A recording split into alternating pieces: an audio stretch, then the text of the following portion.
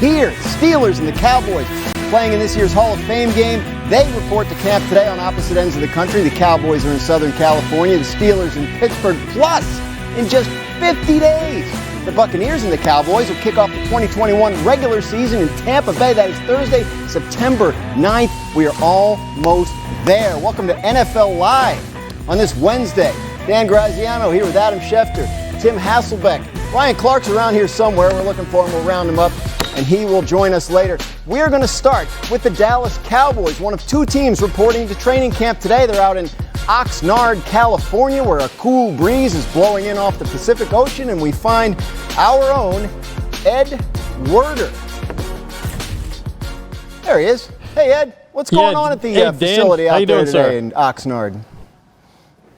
Yeah, perfect weather conditions. Practice doesn't start till tomorrow, but the Cowboys did have their opening press conference, and we're all being, forced to follow unique protocols. In fact, media members covering camp are forced to wear these tracking devices. We had to present vaccination records and a negative COVID test. And despite all that, with the chairs spaced out 6 feet apart for the media press conference today, Jerry Jones walked apart from Stephen Jones and Mike McCarthy as they came in and went over and shook hands with a bunch of different media people, myself not included, unfortunately. But it was interesting that during the actual event, Jones became emotional several times during that press conference. And once was the sheer result of the gratitude he has for the Cowboys returning here to Southern California for training camp. In fact, Jones said he could be anywhere in the world, but there's no other place he'd rather be at this time. While describing COVID protection as more difficult than ever, Jones said there are a number of players in the pipeline, he said, in terms of their vaccinations, and only a handful have not had at least one shot. He does not believe that the protocols in place or the team's vaccination rate will put the Cowboys at a competitive disadvantage. We have, out of our 90 players here, we have a handful that, in my mind, have still to commit to this. A handful, and a hand is 5. And that's iffy in that several of, in my mind, of that finger of 5 are on their way to potentially having their vaccine. I was not particularly 100% on board with the vaccination, but through the relationships that we're fortunate to have in the medical community, you watch, you listen, and I think that same approach was given to our players, and to be able to watch the science, the numbers, and so forth. And then, I made a conscious decision to get the vaccination. Well, there were several interesting moments here today, and one of them reflected the different philosophies between Jones and his head coach. McCarthy said he nearly crashed the truck he was driving when Jones called to tell him the Cowboys training camp would be chronicled by the HBO show Hard Knocks. McCarthy then laughed and said once he got the vehicle back on the road that he was all in. But Dan, I think it reflects that Jones is arguably the best marketer in the entire sports world, and McCarthy, like most coaches, values secrecy to the point that, remember last year during the inter-squad game at Cowboy Stadium, he removed all the numbers from the Cowboys jersey. So perhaps Jerry won this argument because he's Jerry, or perhaps it was because McCarthy had very little leverage with the owner after a 6-10 first season in Dallas. Yeah, I'm sure HBO is going to want those numbers on there once the cameras come on. Once they do, Ezekiel Elliott, one of the prominent players that we'll keep an eye on, coming off a really rough 2020, finished with the fewest rushing yards, fewest touchdowns, and most fumbles he's ever had in a season. Tough year for Zeke. Ed, what are the Cowboys expecting from him this year? Yeah, following the worst season of his career, Zeke Elliott, 2-time rushing champion, dedicated himself to improving his conditioning with a private running backs coach, Josh Hicks, working regularly with him in Dallas to create an opportunity to be more productive. And I think, having Dak Prescott and a healthy offensive line would certainly help as well. Whether he ever has a chance to contend for rushing titles under Mike McCarthy seems unlikely to me, but he can certainly be an invaluable part of a winning team. Dallas finished third in the NFC East, going 6-10, and struggling with those injuries to Dak Prescott on the offensive line, as Ed just mentioned. Ed, thanks. We're going to have more from you later in the show. Back to Ezekiel Elliott, though. He averaged career lows last year in rushing yards per game and yards per rush. And in total, he had just 16 rushing yards above expectation, which ranked 33rd among the 51 running backs who had at least 100 carries. That is not Ezekiel Elliott level production. Adam, Zeke's buddy, Dak Prescott, the quarterback coming off a significant leg injury. What are you hearing about the Cowboys' plans for him as they start camp? Dan, that was one of the big headlines that came out of today's press conferences with Jerry Jones, Mike McCarthy, the fact that Dak Prescott is ready for training camp and basically cleared for football activities, will be ready to go, will be out there, will be practicing after that Grizzly injury that he suffered last year. Did sign the big contract. He underwent the right ankle surgery in October, but is healthy. And he will be out there during training camp, taking his regular reps, going through drills. And that is a very encouraging sign for a Dallas team looking back to bounce back from the 6-10 season that, as Edward alluded, compromised some of Mike McCarthy's leverage in terms of the Cowboys being on Hard Knocks. No doubt about that. Tim, when you look at this Cowboys team, obviously the quarterback, Dak Prescott, signs the big contract, always pressure on him. Who do you think is under the most pressure in that building in Dallas? I think it's Mike McCarthy. And I'm not saying Mike McCarthy is in danger of losing his job, but, Ed Werder, referred to the season a year ago. Adam just mentioned it. And when we look back at his overall coaching record as a head coach of the Dallas Cowboys, people aren't going to say, oh, but Dak was injured that one year, or, oh, they had the distraction of Hard Knocks the next year, or, hey, we're going through a pandemic. No one cares about that stuff when they evaluate a coach. And when you think about why Mike McCarthy is in Dallas, it's because Jason Garrett, even though he won more games than he lost as the head coach of the Dallas Cowboys, he didn't get them to where they ultimately want to be, which is as Super Bowl champs. And so I think that you go and hire a Super Bowl winning coach so that you aren't 9-7 or 8-8 or 13-3 even, and then get bumped out of the postseason. He's there because they expect to win a Super Bowl. And so I think the pressure is on him because there are many pieces on the offensive side, at least, that are in place for him to have success. Well, Tim, guess what? If they have a down season, one of the Joneses is not going to go fire another Jones. They've already fired the defensive coordinator in Mike Nolan and replaced him with Dan Quinn.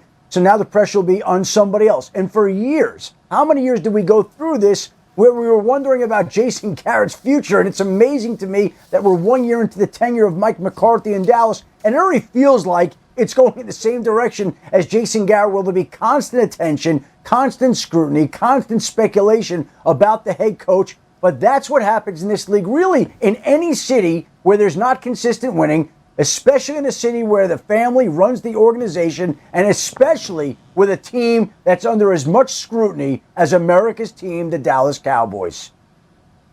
Yeah, and Adam, that's why I think the fact that he's on his second defensive coordinator, Mike McCarthy is on his second defensive coordinator in just 2 seasons. Like, if it works with Dan Quinn, then that's great. That's part of the evaluation of Mike McCarthy. But if the defense struggles the way they did a year ago, which was epically bad, if that happens again, then the pressure is not going to fall back on Dan Quinn. It's going to go right back to Mike McCarthy. So I think how that side of the ball plays, which is really going to be the responsibility of Dan Quinn and those players, is still going to be in Mike McCarthy's lap. Well, we're going to all soon, as we mentioned, only 50 days now until the Cowboys open the regular season in Tampa against the defending Super Bowl champions. So with players getting back on the field, this is also the time of year when some veteran players get contract extensions. Earlier today, the San Francisco 49ers locked in a key part of their defense. Adam, fill us in on that. Dan, Fred Warner, a player some consider the best linebacker in all of football, agreed to a 5-year, $90 million extension with the 49ers. You see the guaranteed money, $40.5 million. It's a $95 million extension. The agent, Justin Schulman, the 49ers worked on this deal the last few weeks. They exchanged proposals. They got the deal done this morning. You see the guaranteed money on the contract and how it compares to some of the other great players in the league. A big-time contract for a big-time player. And one of the reasons that the 49ers awarded Fred Warner, who was a former third-round draft pick, headed into the last year of his contract, is they believe he embodies everything they are looking for in a player on and off the field. On the field, he's exactly what you want. Arguably the best linebacker in all of football, and off the field, he is a model of what the 49ers are looking for, exactly the type of representative that they want in San Francisco. Thus, the long-term deal that Justin Schulman and the 49ers banged out today. The 49ers haven't been shy about signing cornerstone players over the past year. We've seen big deals for tight end George Kittle, offensive tackle Trent Williams, and now Fred Warner. Plenty more to come on NFL Live. We are just getting started. We're going to talk more about the Cowboys later, but how about that other team playing in the Hall of Fame game? The Pittsburgh Steelers reported to camp today. See if Mike Tomlin can lead them to another winning season, and the Chargers are expecting big things out of Justin Herbert in year 2. He put up record-breaking numbers last year, but someone on our panel thinks he needs to do something that goes beyond the stat sheet this year. Of the NFL's new head coaches is walking into the best spot. Well, how about Brandon Staley, who takes over the Chargers and inherits Offensive Rookie of the Year Justin Herbert? During his first season, Herbert broke almost every rookie passing record, including passing touchdowns and most completions. Now he looks to continue that success going into year 2. Can he keep it up? Laura Rutledge crunched the numbers for us.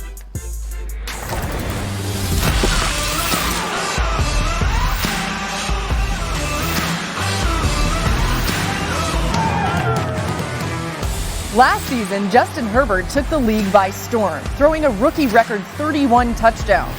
He'll look to carry that success into year 2 and could join Hall of Famer Dan Marino as the only quarterbacks in NFL history with 60-plus touchdowns through their first 2 seasons. Herbert is being chased, throwing on the run, touchdown! Herbert's rookie success came despite playing behind one of the worst offensive lines in football. The Chargers ranked 31st in pass block win rate last season. That could change after LA signed 3 new projected starters in free agency and used their first-round pick on Northwestern offensive tackle Rashawn Slater. There's also room for improvement late in games. Herbert goes to the end zone, caught, touchdown, Chargers! While Herbert had an overall touchdown-to-interception ratio of 27-6 in the first 3 quarters, those numbers dropped to 4 touchdowns and 4 interceptions in the 4th quarter and overtime last year. And so, Tim, how impressed were you with what you saw from Justin Herbert as a rookie? Well, Dan, last year we were talking about how we had this bizarre offseason, and so the biggest challenge was going to be for rookie quarterbacks. And I feel like, because of the Joe Burrow injury, I think everyone understands that situation in Cincinnati. There was a lot of attention on Tua and kind of the back and forth with Ryan Fitzpatrick, but let's just take a look at what Justin Herbert did. I mean, he was Rookie of the Year for a reason. And think about the situation he was thrown into. He basically thought he was going to start the year as a backup. And because of a freak injury to Tyrod Taylor where he gets a punctured lung, Justin Herbert goes from being the backup to starting the entire season and then essentially, playing as well as any rookie has played in many respects. So I think the sky is the limit for him as a player. Physically, he's as talented as the most talented guys that are in the league right now. And that means guys like Josh Allen or guys like Patrick Mahomes. He is physically that talented. And so I think as he plays more in a system that he becomes more familiar with, he's just going to get better and better. And Tim, just as we were talking about Fred Warner being the type of guy that the 49ers wanted to reward, when you talk to people within the Chargers organization, they say it's not just the talent that stands out about Justin Herbert, it's the intangibles, the way he approaches the game, his maturity level, his intelligence. Everything about him stands out and shines. And when they watched this guy in training camp last summer, they could see that he had star potential written all over him. It's all there in front of him. And to think that him and Patrick Mahomes are in the same division, he's somebody that can actually rival and play with Patrick Mahomes over time. There aren't many quarterbacks in the league that could do that. Justin Herbert is good enough to hold his own and give this team a chance for the next decade plus that it will have to go up against Patrick Mahomes. Justin Herbert is one of the great young stars in the NFL. And Adam, I think one of the interesting things about that note you just had there about how they feel about him as a leader in terms of, the stuff off the field. When you think about some of the criticism of him coming out, it was, does he have the personality? Is he too quiet? Can he command a huddle? Can he be a leader in a locker room? Those were a lot of the things that people were wondering if you were going to get that out of Herbert. Was he just a big athletic guy that was dominating at the college level, or is he somebody that has the presence that you need to be a star at the quarterback position? And it's clear he's already having that impact. Last season, he recorded the third best QBR by a rookie quarterback in the last 15 years, behind a couple of guys named Dak Prescott and Russell Wilson, who are now very wealthy. He, of course, has a new coaching staff this year, and that got us thinking about some of the other new coaching staffs around the league, and ones we're watching, including Robert Saleh with the Jets. Tim, Saleh comes over from the 49ers. He was defensive coordinator. How do you think he's going to do in New York? I think he's going to bring a positive change there. I think their talent has gotten better over the past few years, and I think the way he's grown as a coach, the head coaches he's been around, from guys like Gary Kubiak or Kyle Shanahan or Pete Carroll, the relationship business of being a head coach, I think he'll excel at that, and I think the team will be better for it. Saleh's first shot at being a head coach in Detroit. Dan Campbell is getting his second. Remember, he was interim head coach in Miami some years back. Obviously, Campbell, a guy that's charged with changing just about everything about the culture in Detroit. And anybody who's ever listened to one of Dan Campbell's news conferences knows he's a guy that's not shy about putting his stamp on things. When we come back, a lot of questions for the Pittsburgh Steelers in 2021. Can Big Ben be enough for them to succeed? Mike Tomlin just enjoying the process. Nobody loves camp like the way we love camp. Every element of the process I've always enjoyed. Share the same exact mindset as you do. And guys, trust me, when you went away to camp, it was actually fun. I mean, there was no kids there. You didn't have to worry about significant others. All you could do and all you had to do was focus on football. And I believe Mike Tomlin loves that. He relishes in that. And he knows that's important for his team this year. This could be the first year of a losing season. This could be the most adversity the most doubt this team has faced entering a season since Coach Tomlin took over the Pittsburgh Steelers. And so I'm excited to see the way he gets this team ready and the way he leans on the Minkah Fitzpatricks, the TJ Watts, the Ben Roethlisbergers, the Juju Smith-Schusters to make sure this team is prepared for what's at hand in 2021. Because there is no 500. Unless they're going to go 8-1, they're going to have a losing season or a winning season. And I know Coach Tomlin plans to be on the winning side of that.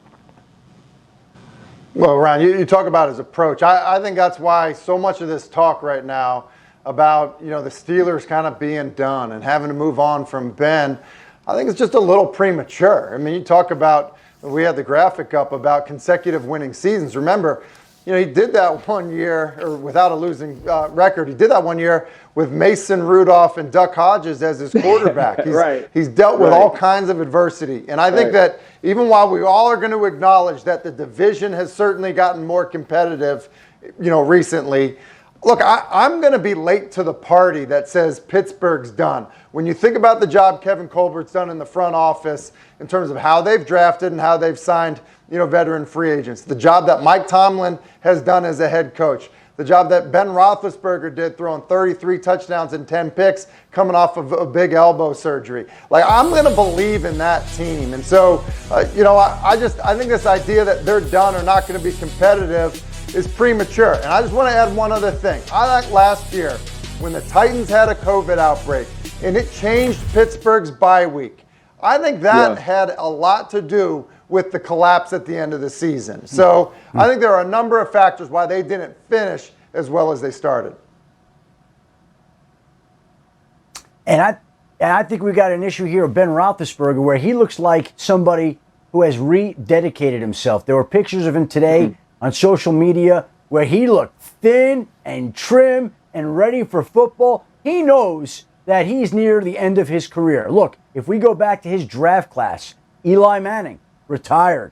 Phillip Rivers, retired. Ben Roethlisberger is the last man standing from that draft class. So his time is essentially on the clock. Take a look at how thin and buffed Ben Roethlisberger looks there. He almost looks like Ryan Clark. Very impressive with the Steelers reporting to camp today that Ben Roethlisberger looks the way he does. Hey, Ryan, look, you've played with Ben, right? He was your teammate, correct? Yeah. Okay, have you seen him look that thin reporting to camp before?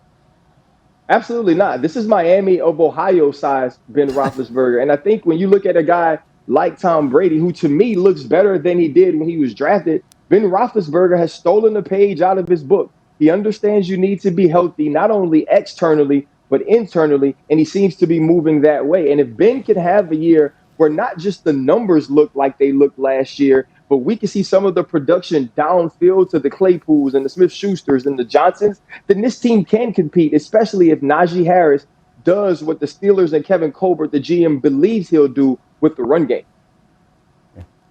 I'm not sure when Ben Roethlisberger took to TB12, but he certainly looks like he did something during the offseason to change his diet and come in leaner, fitter, and trimmer. So I guess Ben's on the TB12 plan right now.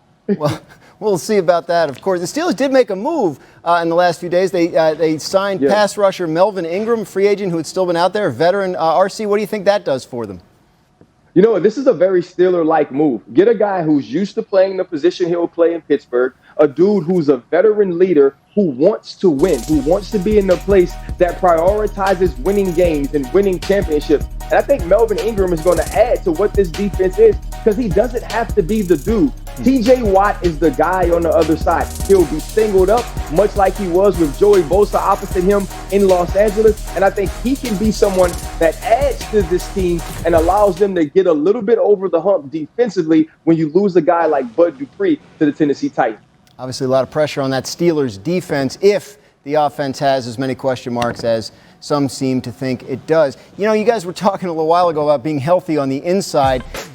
This is a picture of Derek Watt reporting to Steelers camp today with his own homemade meal. And Aditi Kinkhabwala, reporter with NFL Network, said this reminded her of when Ryan Clark used to pack himself special meals in mason jars. So, Ryan Clark, what was your go-to mason jar meal in training camp? Well, if it was a mason jar, it was actually salad, Dan. And I used to bring protein shakes, coconut water, and all those things to practice. And I would sit on top of my cooler at practice and wait until practice was over so I could hydrate and drink those things. I told you, Dan, I was a freak about training camp. I enjoyed it. I loved every bit of it. And it was all a process to me. And I see the Watt brothers understand this as well. Yeah, mason jars or Tupperware, whatever it takes to get you your meal there for training camp. Team that the Steelers are playing in the Hall of Fame game is the Dallas Cowboys. We mentioned them earlier. They reported for camp today. Out in Oxnard, California, where the Cowboys go, Ed Werder goes. So let's get Ed back in here for a little bit more from Cowboys camp. Ed, what are you hearing about Dak Prescott's availability for training camp coming off that ankle surgery? Well, you know, Dan, Dak Prescott is healthy physically and financially. Head coach Mike McCarthy said the quarterback, limited to 5 games because of a fractured right leg and dislocated ankle in 2020, is expected to be a full participant here at training camp. It's the first serious injury of Prescott's career, but it didn't prevent him from signing a $160 million contract in the offseason. Throughout this offseason, Prescott seemed comfortable moving, throwing on the run, extending plays, but that was without defensive linemen on the field. The Cowboys wanted to prevent players from accidentally falling into him. That restriction will soon be eliminated, as McCarthy says he wants Prescott to return to playing football. McCarthy says Prescott will participate fully in team drills here, which begin tomorrow. Much more from Ed as Cowboys camp rolls on, and much more on NFL Live today. Giannis Antetokounmpo came up huge in the NBA Finals, dropping 50 points last night to win his first title, and that has us flashing back to some of our favorite Super Bowl moments. PN's Bill Barnwell, he had the tough task of ranking all 32 teams' skill position talent. This does not include quarterbacks, please understand, from worst to best. This is available now on ESPN Plus. We got part of the list here for you, and as you take a look, a couple of important things to note. Again, quarterbacks are not included, and wide receivers are weighted more heavily than running backs or tight ends. So you see the Buccaneers there at the top. They were 14th just 2 years ago, so big jump for the Super Bowl champs. Dallas Cowboys number 2, followed by the Titans, Browns, Vikings, the Chiefs, all the way down at number 6. Also want to note that the Rams are number 10, but that list was made before yesterday's season-ending injury news about running back Cam Akers. But anyway, Ryan, I wanted to go back to the Chiefs sitting there at number 6. What did you think when you saw that?